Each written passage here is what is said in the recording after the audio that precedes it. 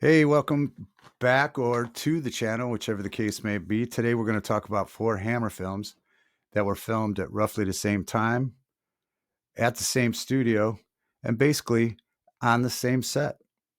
Let's check it out.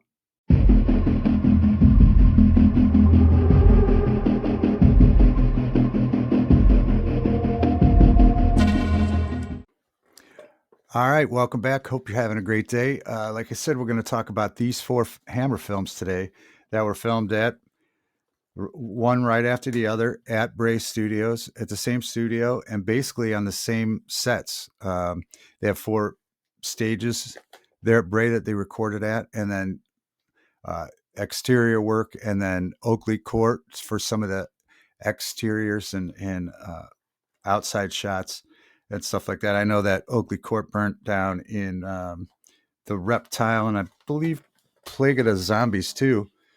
So they used that same exterior. Of course, that's where they filmed the Rocky Horror Picture Show.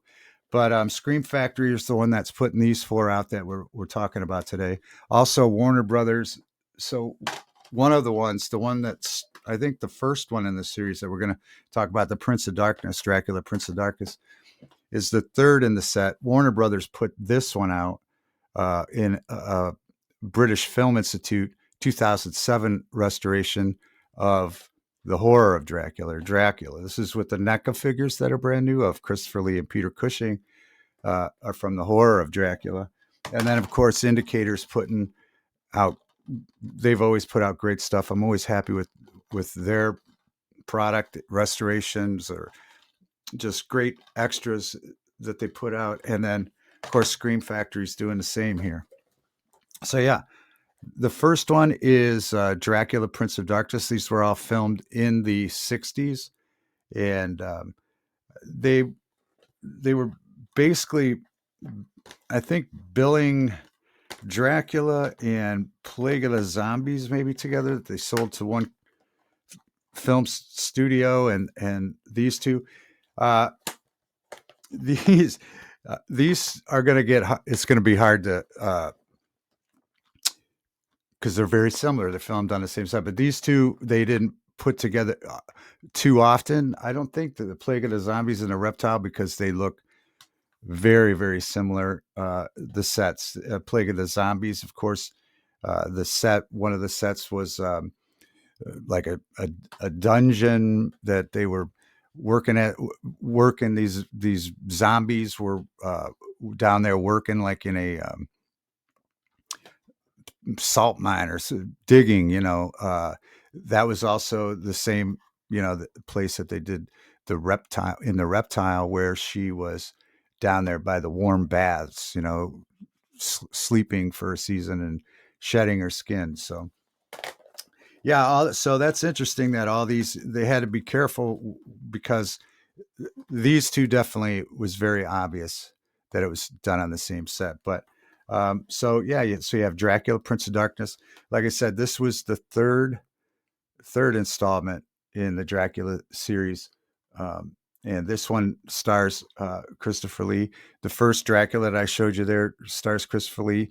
Then you have Brides of Dracula, which he was not in, but Peter Cushing was in that one. And then they have this one. He was back as Dracula, Prince of Darkness in this one. Uh, this one they do state. The others they don't state as plainly on the back, but they do. Screen Factory does state that this is a new 4K scan of the original film elements. So this is a new 4K scan on Blu-ray. Um, Pretty cool bonus features on this one. The World of Hammer episode Dracula and the Undead, and a documentary Back to Black. Back to Black. So part of the reason I love collecting these Hammer films is they all and Amicus, because they use a lot of the same people, a lot of the same actors and stage people, producers and everything. And so all these films, there's 158. I don't know how many are out on Blu-ray or 4K at this point. I know Vinegar Syndrome just recently did an Amicus one as well. And of course, Indicator does Amicus as well. Uh, but so there's 158. I don't know. I'm gonna try to collect them all. Let Hammer know. And also, I don't know if I said it, that Hammer's actually restoring and putting out movies now and merch. So someone else acquired it, and so they're really doing some cool stuff now. So check out Hammer, probably hammer.com. I'll try to put it in a link below. So there's the first one. You got Dracula, Prince of Darkness, Screen Factory, pretty good extras. And again, this one states that it's a new 4K scan. But others like Plague of the Zombies, you can look up that they don't state that outwardly, which is I wonder why not. But they do have one of the bonus features is a restoration comparison. So you click on it and they go through the title sequence and other scenes of the film of the Plague of the Zombies, and they show you the before and after and the difference. And there was a lot. I believe this one there was a lot of cleanup that they needed to do, and they did some of that digitally because there would be marks right on the face. They did a new scan, different processes they do, and then a lot of this one for sure because somewhere maybe it's in it's in one of the it's in a documentary on here. The Making of Plague of the Zombies, Raising the Dead. So they go through the restoration process. They do that on this one. And so it's pretty interesting. But yeah, if it was something, they didn't go overboard with backgrounds, but mainly people where it would be a distraction to see the line on the face. So they went in and they digitally removed a lot of that damage that had occurred. But so yeah, just quickly, and then you have Rasputin, the Mad Monk, starring Christopher Lee, and this one says Christopher Lee's finest hammer hour. It's the part he was born to play, and he knows it. So this one's loaded again. I haven't watched the extras on this one yet, but it's loaded. This might have the most extras on it. Rasputin, the Mad Monk, and then you have, of course, Plague of the Zombies that I've been talking about. This one I think would be my favorite of the four. I mean the Dracula. I don't know. How do you pick? I mean the Dracula film's great. They're all great. I don't know. I can't even rate. I don't know if I could rate them. I guess if I had to try, Plague of the Zombies might be because the characters are so interesting. But this has a great documentary on it about the history of zombies, a little light history, which sent me down rabbit holes and voodoo and and then it sent me down where the culture of zombie really started. The first movie that they credit is White Zombie, right, with Bela Lugosi. I Walked with a Zombie was another early one. Those were in the 30s, but obviously the history and particularly the Haitian history, they go in with this one. So this one looks great characters, but also The Reptile, great movie, underrated, didn't do well, but again, great characters. I think that they could have. Initially, this was supposed to be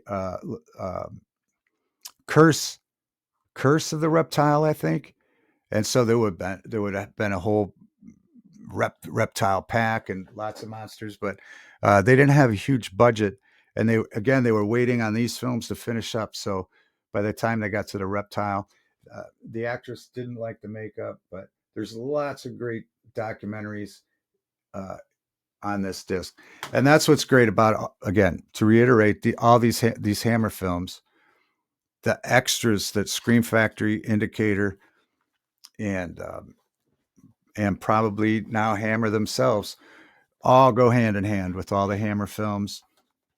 So it's so interesting. It's great to have a nice, clean copy of all four of these films, but also those extras, and it goes hand in hand with all the different Hammer films that you collect.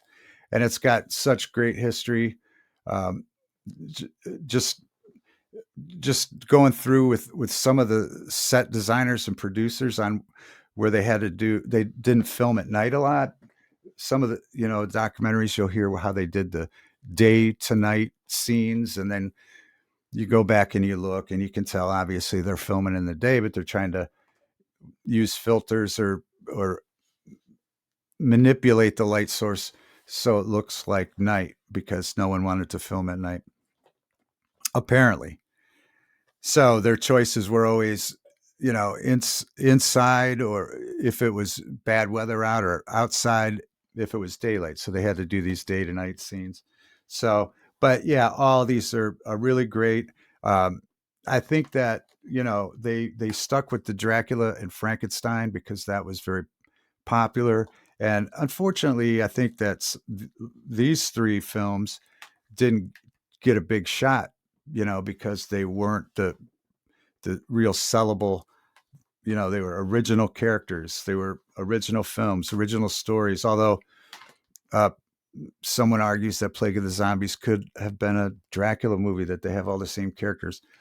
It's just interesting. Listen, they're great films. The extras are great. It's a fun time to sit and watch a Hammer film.